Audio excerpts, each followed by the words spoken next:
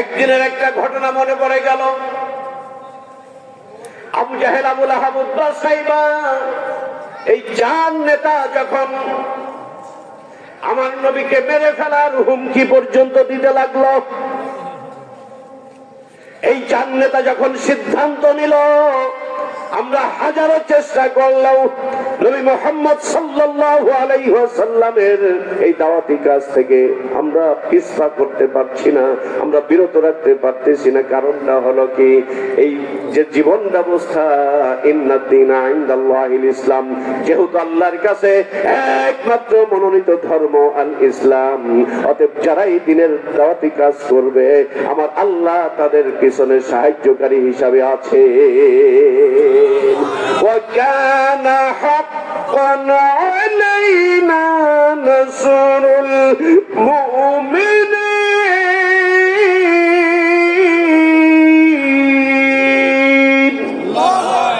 মুসলমানেরা যখন বিপদে পড়ে যায়, আল্লাহর পক্ষ থেকে সাহায্য করা ওয়াজিব হয়ে যায়। চিৎকার দিয়ে বলুন না সুবহানাল্লাহ।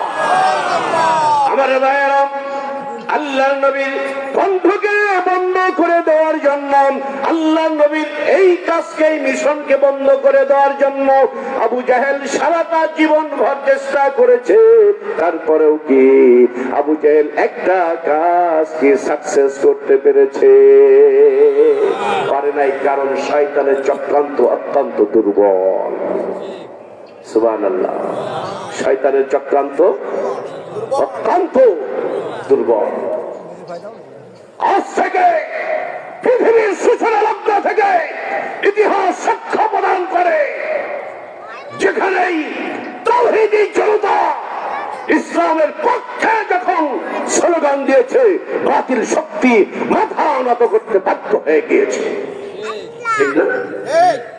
মানুষ যখন কালিমা লা ইলাহা ইল্লাল্লাহ এই মিশনকে বাস্তবায়ন করার জন্য, এটাকে, এই মিশনকে সাকসেস করার জন্য মাঠে ময়দানে যখন নেমেছে, ওই কুফরি মতবাদ, ওই তাগুতি শক্তি ওখানে মাথা নত করে দিয়েছে।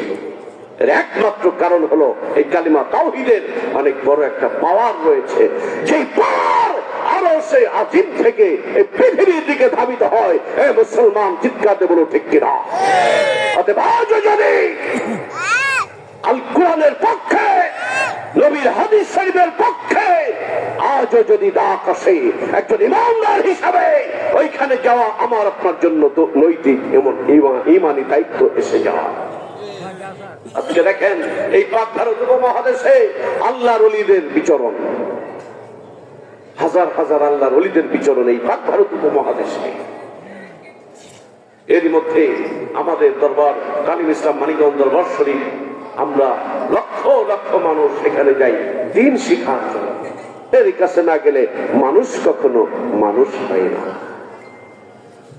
এই জন্য মানুষের সামনে মানুষের কথাগুলো বেশি করে বলতে হয়। ওই মানুষকে, ওই মানুষ হলো জনাবে মুহাম্মদ রাসূলুল্লাহ সাল্লাল্লাহু আলাইহি ওয়াসাল্লাম। আমার নবীর কথা মানুষের কাছে বেশি বেশি করে বলেন, দেখবেন নবীর মহব্বতে তার কলবটা, তার অন্তরটা উতালা হয়ে যাবে।